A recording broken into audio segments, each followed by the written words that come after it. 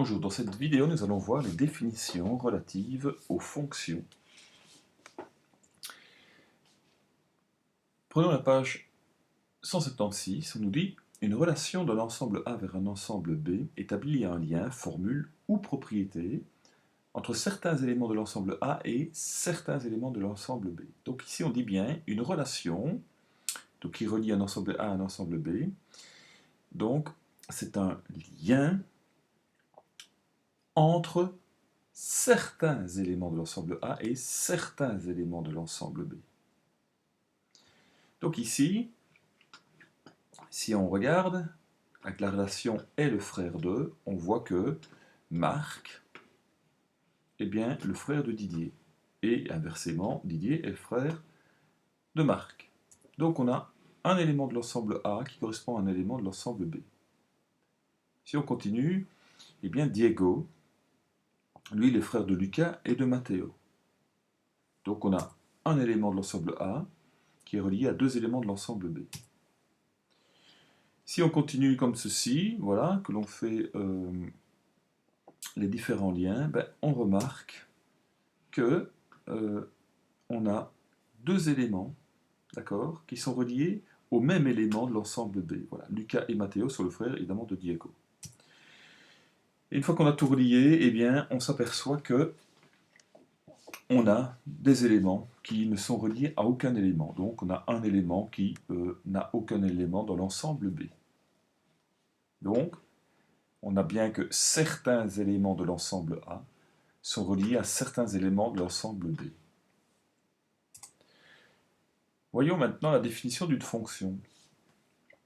Une fonction de l'ensemble A vers un ensemble B est une relation de A vers B telle que tout élément de A corresponde à au plus un élément de B. Au plus 1, ça veut dire 0 ou 1. Lorsque c'est une relation, il n'y avait pas de restriction. Ici, il y en a une. C'est 0 ou 1. Et donc on a la relation A pour pair. Et donc ici, on a que Marc a pour pair Hector. Donc on a un élément de l'ensemble A qui est relié à un élément de l'ensemble B. Mais on a aussi Didier qui a pour pair Hector. Donc on a deux éléments de l'ensemble A qui sont chacun reliés à un élément de l'ensemble B. Et on a Diego, Lucas et Matteo qui ont pour pair Didier. Donc on a trois éléments de l'ensemble A qui sont reliés au même élément de l'ensemble B. Et on s'aperçoit aussi, en ayant tout relié, que, donc en ayant fait tous les liens de parenté, on a que ici, ben évidemment, ils n'ont aucun élément dans l'ensemble B. Pourquoi? Ben parce qu'on ne sait pas qui sont les parents du Guet et d'Hector. D'accord? Et de Valérie non plus. Donc on a un élément qui peut ne pas être relié à un élément de l'ensemble B. Alors contrairement à avant, donc on voit bien qu'ici, il n'y a pas un élément qui sera relié à deux éléments ou plus de l'ensemble B. Normal, puisque une personne ne sait pas avoir plusieurs pères, évidemment. Donc on a un seul père, c'est le géniteur, d'accord? Le père biologique. Bien. Alors, en général, donc en règle générale, pour une fonction f qui associe y à x, nous noterons f de x égale y. Donc attention ici. Donc on dit bien que on a une fonction f, donc, que l'on nomme f, qui associe y à x. Alors, donc, ici, il faut faire attention que f de x et y, en fait, ce sont deux écritures différentes, mais ça représente exactement la même chose. Il faut se dire que la fonction, c'est un peu comme une machine, d'accord, dans laquelle on fait rentrer une abscisse, et cette machine-là, hop, triture, si vous voulez, l'abscisse avec une fonction mathématique, et on obtient la valeur qui est directement liée à la valeur de x, on obtient la valeur y. Donc y dépend de la valeur de x. Rappelle-toi, lorsqu'on a vu l'exemple avec les températures en fonction du temps, donc ici les températures, elles étaient liées au temps qui s'écoule. Voilà. Si le temps s'arrête, les températures n'évoluent plus. Elles ne changent plus. Alors, X, ici, s'appelle antécédent de Y. Donc sur les abscisses, mais on les appelle aussi antécédents de Y. Donc c'est ce qui est, si vous voulez, avant Y. Avant que Y n'existe, il y a X. Et donc ces variables-là, elles sont indépendantes parce qu'elles ne dépendent d'aucune autre variable. Ben oui, donc c'est le temps. Le temps ne dépend de rien d'autre. Il s'écoule, c'est comme ça. Il ne s'arrête pas, il ne va pas plus vite. Et Y, qui sont normalement les ordonnées, ben ici on peut les appeler aussi images de X. Donc une image, c'est bien le cas. Votre image dans le miroir existe grâce à vous. Si vous n'existez pas, votre image n'existe pas. Donc les images de X, Y existent grâce aux antécédents. Et donc elles sont dépendantes, évidemment, de la valeur de X. Si vous vous mettez devant le miroir, que vous avez votre image, et puis ensuite vous bougez, c'est quelqu'un d'autre qui vient se mettre devant le miroir, évidemment, l'image va changer. Elle ne sera pas la même. Donc, l'image dans le miroir dépend de la personne qui se trouve devant le miroir. Voilà. D'accord? Donc, les images, d'accord, Y, sont donc les images de X, que l'on nomme Y, sont dépendantes de la valeur de X. Alors, le domaine de définition noté d'homme f est l'ensemble des valeurs de X qui possèdent une image par la fonction f.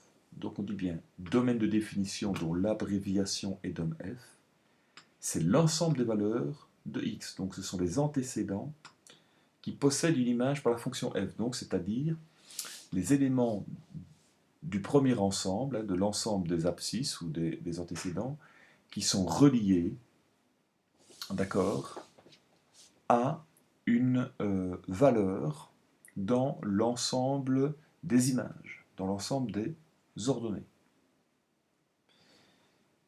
Alors l'ensemble image, lui, noté image f, donc imf, c'est l'ensemble des valeurs de y, donc les images, ou f de x, puisque c'est la même écriture, qui sont images d'au moins un antécédent par la fonction f.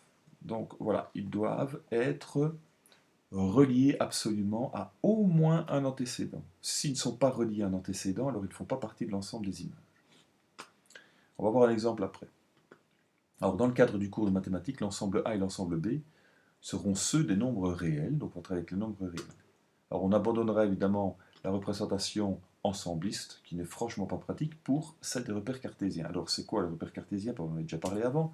Donc voilà, ce sont les axes perpendiculaires, abscisse et ordonnée, avec le repère 0,1 sur chacun des axes. Alors prenons un exemple pour illustrer tout ça, à la page 178. Donc on a deux ensembles, donc on a la représentation ensembliste et la représentation graphique. Donc ces deux choses-là sont exactement les mêmes, d'accord? C'est la représentation uniquement qui change. Alors que nous demandons ici, on demande de relier chaque antécédent à son image. Alors comment fait-on pour le faire? Donc ici, il va falloir évidemment, pour pouvoir savoir quelles sont les abscisses que je vais relier à leur ordonnée, il faut évidemment que je regarde le graphe qui est ici. Et donc, je vais voir qu'en fait, voilà, si j'ai l'abscisse 1, eh bien je regarde abscisse 1, quelle est son ordonnée, ou donc si j'ai l'antécédent 1, quelle est son image, eh bien rappelez-vous, pour trouver la valeur en ordonnée, voilà, je monte comme ceci, et puis je vais voir la valeur sur l'axe des ordonnées, c'est 4, je relie. Je fais ça exactement pour les autres.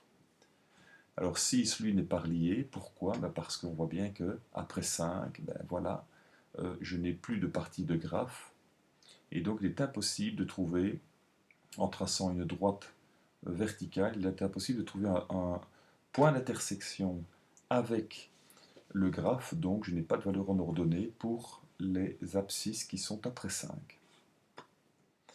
Et on voit qu'ici, pour moins 5, d'accord, pour l'image ou l'ordonnée, eh bien, si je vais à moins 5, je vois que je n'ai pas d'intersection avec, évidemment, mon graphe, donc je n'ai pas d'antécédent ou d'abscisse qui correspond à l'ordonnée moins 5.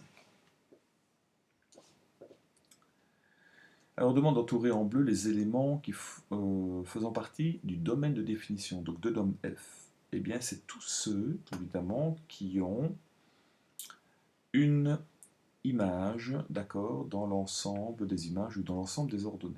Eh bien, on voit bien que si on regarde au niveau des ensembles, c'est ceci. Voilà. Maintenant, si je regarde au niveau de mon graphe, donc ce sont toutes les abscisses qui ont, évidemment, une ordonnée. Or, si je vais ici, d'accord, vraiment à l'extrémité là, ben, je vois que si je trace une verticale, j'ai un point d'intersection avec mon graphe. Et donc, j'ai d'office une valeur en ordonnée ici. Même chose si je suis là, j'ai un point d'intersection et donc j'ai une valeur en ordonnée. Ici, évidemment, d'accord, si je suis là, je n'en ai pas. Je n'ai pas de valeur en ordonnée. Donc, ici, si je veux le représenter, eh bien c'est, voilà. Alors ici, évidemment, je dois normalement aller jusque 5. Hein. Donc ce sont toutes les abscisses qui ont une valeur en ordonnée. Mais alors attention ici, il faut se dire que si on ne voit rien, on ne sait pas tiens, si ça s'arrête ou pas, si ça s'arrête, on doit à un moment donné mettre un point, noircir le point. Là, ce n'est pas le cas. Ce qu'il y a, c'est que simplement, voilà, c'est une fenêtre, si vous voulez, entre guillemets, une fenêtre ouverte à un endroit de ma fonction, donc de mon graphe. Donc là, il faut se dire que si on n'a pas grossi le point à l'extrémité, ça continue à l'infini. Donc, cela voudrait dire que toutes les abscisses qui sont avant moins 5, d'accord, et avant moins 6, ont toutes une ordonnée. Alors maintenant, on demande d'entourer en vert les éléments faisant partie de image de f. Eh bien, c'est toutes les images, évidemment, qui sont reliées à un antécédent, à au moins un antécédent. Moins 5 n'est relié à aucun antécédent, donc forcément, il ne fait pas partie de l'ensemble image de f. Donc voilà, c'est uniquement ceci. Alors comment est-ce que je peux le voir maintenant au niveau du graphe? Eh bien, là, on voit bien qu'en dessous de ce point-là, mon graphe ne continue pas. Donc si je prends un point ordonné ici, que j'essaye de trouver une intersection avec mon graphe, je n'en ai pas. Donc en dessous de moins 4, je n'ai plus de valeur en ordonnée. Par contre, ici, attention, on sait bien que vu que le graphe va continuer comme ceci jusqu'à l'infini, d'accord? Donc je vais bien montrer là. Si je devais à un moment donné continuer, par exemple, voilà, admettons que ça continue comme ceci, voilà.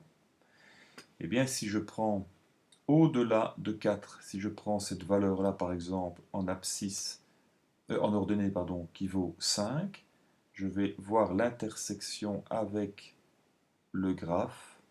Je vois qu'ici, j'ai une intersection. Et donc, si je voulais trouver la valeur en abscisse, je viens voir juste en dessous, voilà, perpendiculairement, je viendrai voir quelle est l'intersection avec l'axe des abscisses. Voilà. Avec l'axe des abscisses. Et donc, ce serait ici la valeur. Voilà, pour savoir la valeur exacte, ben, il faudrait évidemment que je regradue l'axe que j'ai prolongé ici. Voilà.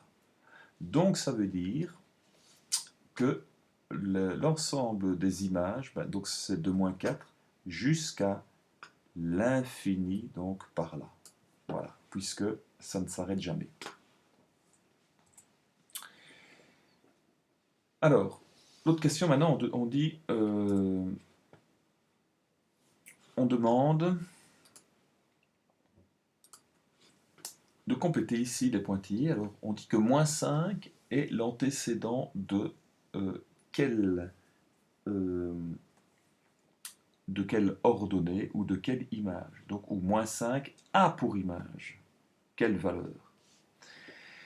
Eh bien, moins 5, donc, puisque c'est un antécédent, ben, c'est ici. Voilà. D'accord? Il est ici. Et pour trouver l'image ou l'ordonnée qui lui correspond, je dois tracer donc, ma droite verticale et avoir l'intersection avec mon graphe. Si je trace ma verticale, on voit bien que l'intersection se trouve au niveau de l'axe des abscisses. Et donc la valeur en ordonnée, ça vaut 0. Donc, je mets 0. Deuxième, maintenant, ici, on nous dit 4 est l'image de quel antécédent? Donc, 4 est l'image de quel antécédent ou 4 est l'ordonnée de quelle abscisse? Eh bien, je vais voir où est l'ordonnée 4. C'est ici. Et pour trouver, évidemment, la valeur qui correspondante en abscisse, je fais le même procédé. Voilà, ici, j'ai mon point. Je regarde la valeur juste en dessous. C'est 1. f de 4 maintenant. Attention, f de 4, donc ça veut bien dire que l'on va faire passer la valeur 4, qui est un antécédent, dans la machine à fonction, hop, pour nous donner une valeur en ordonnée, une valeur image. Donc si j'ai mon abscisse 4, quelle est donc la valeur image qui va sortir en faisant passer par la machine fonction? Donc, je regarde mon abscisse 4 ici, eh bien, je vais voir où est sa valeur en ordonnée, hop, je descends, point d'intersection, j'obtiens moins 2. Donc, l'image de l'antécédent, f de 4 veut dire l'image de l'antécédent 4 par la fonction f. Et donc, on obtient bien, voilà, hop, j'ai fait tout le détail ici, on obtient bien moins 2. Suivant, maintenant, on a f de quelque chose, ben donc ce quelque chose, c'est un antécédent, une abscisse. Et donc en faisant passer cette abscisse par la fonction f, on obtient l'image moins 4, on obtient l'ordonnée moins 4. Eh bien, je vais voir où est mon ordonnée moins 4, c'est ici. Et donc je dois trouver, évidemment, quelle est la valeur en abscisse correspondante. Voilà, et bien ici, je fais donc le procédé pour pouvoir retrouver la valeur en abscisse correspondante, j'obtiens 5. Donc en faisant passer 5 par la fonction, on obtient bien l'image moins 4. f de moins 2 maintenant, donc en faisant passer l'abscisse moins 2 ou l'antécédent moins 2 par la fonction f, je dois obtenir la valeur en ordonnée. Et donc je vais regarder où se situe moins 2, c'est ici. Et donc, pour trouver l'ordonnée, même procédé, voilà, je vais obtenir combien? Je vais obtenir moins 2. Maintenant, on nous demande d'écrire mathématiquement le domaine de fonction. Alors attention, le domaine de fonction, c'est l'ensemble des abscisses qui ont une image, donc qui ont une ordonnée. On voit bien qu'au-delà de 5, on n'y va pas, donc on ne pourra pas prendre tout ce qui est après 5, mais par contre, on peut prendre tout ce qui est avant. Donc je le rappelle, le graphe ici, on se doute bien qu'il continue. Bon, il pourrait peut-être faire autre chose, mais en tout cas, si on le coupe comme ça, cela veut dire que ça continue. Si jamais ça devait redescendre ou s'arrêter, on devrait le mettre. Mais si on le coupe comme ceci, ça veut dire on coupe parce que là, le graphe va continuer comme ça jusqu'à l'infini. Voilà. Et donc, puisqu'il continue comme ça jusqu'à l'infini, ça veut dire que on peut prolonger le trait bleu jusqu'à l'infiniment petit. Et donc, le domaine de fonction, eh bien voilà, rappelez-vous les notations avec les intervalles. On prend 5, d'accord, puisque 5 a une valeur en ordonnée, donc c'est crochet ouvert vers 5. Et puis on va prendre tous les éléments là jusqu'à l'infiniment petit, ou alors jusqu'aux nombres qui sont infiniment grands dans les négatifs. Et donc, voilà, on met la flèche. Alors, image de f maintenant, eh bien, il faut prendre évidemment toutes les valeurs à partir de moins 4 jusque les valeurs bien au-delà de 4, puisque ici, évidemment, toutes ces ordonnées-là auront un antécédent. Et donc, nous allons prendre la valeur moins 4, puisqu'elle a une valeur en abscisse, elle a un antécédent. Donc je prends moins 4, et je vais aller jusqu'où? Jusqu'à l'infiniment grand dans les positifs. Donc je mets ma flèche comme ceci. Voilà, la vidéo est terminée. N'hésite pas à la revoir quand même un certain nombre de fois parce qu'il faut absolument bien comprendre cette notion de fonction. Voilà, bien, on se retrouve pour la prochaine vidéo. À bientôt.